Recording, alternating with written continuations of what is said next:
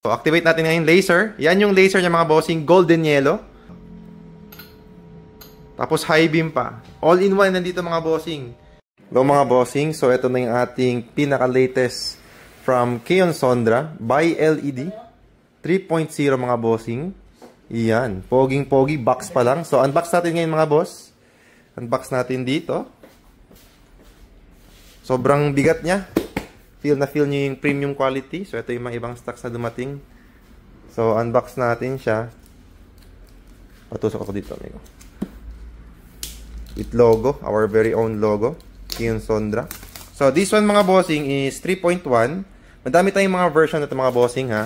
Kasi meron din tayong ito 6K, 3K. Meron tayong 6K, 6K. Madami tayong kumbaga variants. Same lang with our H4 sockets. So, ito, actually, di ko pa din alam paano to i-unbox. So, sa gitna ata to eh. Struggle is real kasi bagong-bago. Sa gitna ata yan eh. So, ito mga bossing, dito siya sa side. Bear with us while we are about to unveil. Yan! Premium na premium, oh. You know. Ito na siya. This is, what do we have here? Uy, ano to? Uy, may kasamang gloves para during installation. Ito ang gagamitin natin. Lagay muna natin sa tabi. Set aside. Tapos, we have here our brackets. Yan. Yan, brackets niya. Kasama na yun sa package. Tapos, we have here bolt and nuts. Tight ng screw para hindi siya masyado mag-vibrate. Tapos, of course, we have here our driver. Keon Sondra talaga yung mga bossing. So, meron siyang 3 modes.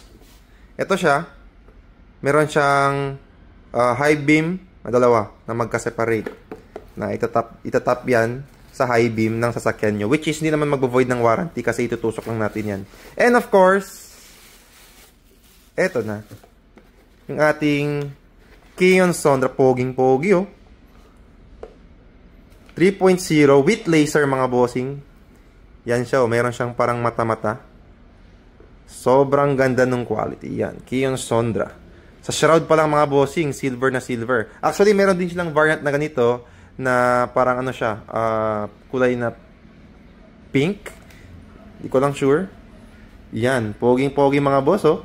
Yun oh. Yung isa naman.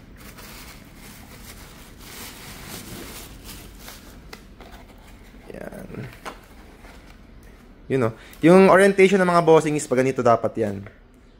Yan. Ito mga boss, fit na fit to sa mga lahat ng kotse actually.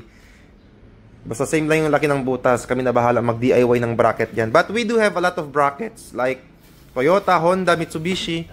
Ito yung mga brackets namin mga bossing. Ito na yung ginagamit namin usually.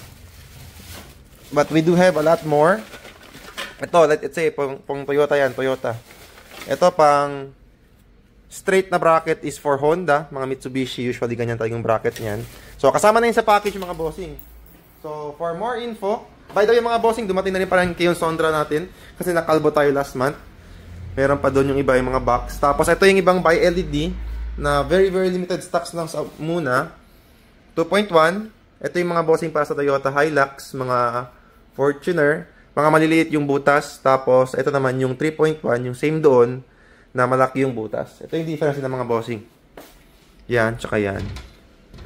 So, yun na mga bossing. Peace. By the way mga bossing, meron din sa Zamboanga City dumating na ganyan mga bossing ha. Sa Zamboanga City branch natin. Bye-bye.